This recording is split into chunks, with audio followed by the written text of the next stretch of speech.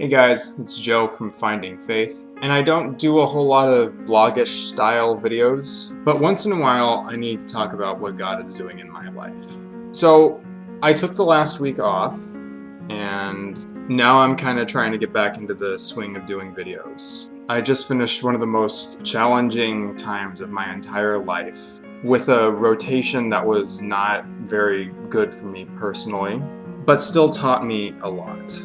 Not just about the field I want to go into, the field of occupational therapy, but about why it's important to put God first. It's a huge biblical theme, and it's something that we struggle with. But if you look at the scriptures, particularly if you read the 3rd chapter of the book of Proverbs, and if you try living it out, then it starts to make sense as to why it has to be this way. That is, if you really want to follow God. Because if you're following God but only doing it as a means to your own ends, you're just kind of doing the same thing but hoping God will help you along the way, which doesn't really have a guarantee of working. But from my life experience and from reading the scriptures, I think I've generally figured it out. Not my life or anything moving forward, I've still got a little ways to go, to say the least. But I figured out why we should be putting God first. Because when we put ourselves first, like I said, we're doing everything for us. If we put God first, if we try and please the people in our lives and do things that we would otherwise do for us but for Him instead, then we start noticing more changes. God will still answer those same desires that you have, but by changing your motive and by changing your heart, God is going to give you those things. It may take time, it may not be the most pleasant process to say the least, but God wants to do good for us. The whole reason the Israelites were failing again and again in the Old Covenant, if you read the Old Testament, it's because they didn't have hearts for God, and they kept falling back on what they were doing. They kept failing to live up to the standards of the God of the universe. But that all changes when God changes your heart and you start doing things for Him and not for yourself.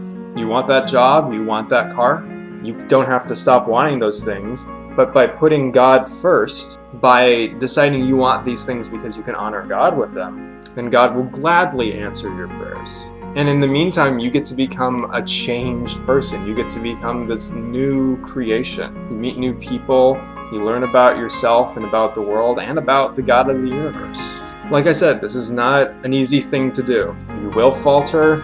This world is going to catch up to you in lots of ways.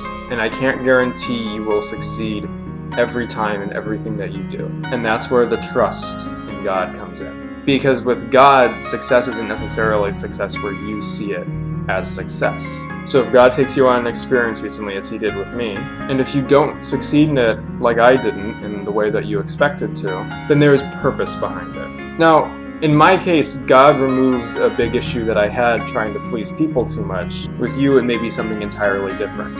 It may be that it takes you a while to figure out exactly why God took you on the journey that He took you on. And that's where being faithful, with being steadfast and enduring over time, that's where that becomes important. Because making a covenant or a commitment with God is only as good as you keeping it is. Anyone can say, I'm going to do something and remain faithful to it. But it's only through time that we get to see how true that is. It's only through time that we get to see just how faithful we really are. What's amazing though is how faithful God is to us. I've said before that Christians have unbelief as well, and in our moments of unbelief, we can sometimes sideline God a little bit. And when you think about how none of us can comprehend how great God is, the fact that He's willing to be in our lives and we sideline Him is pretty gross.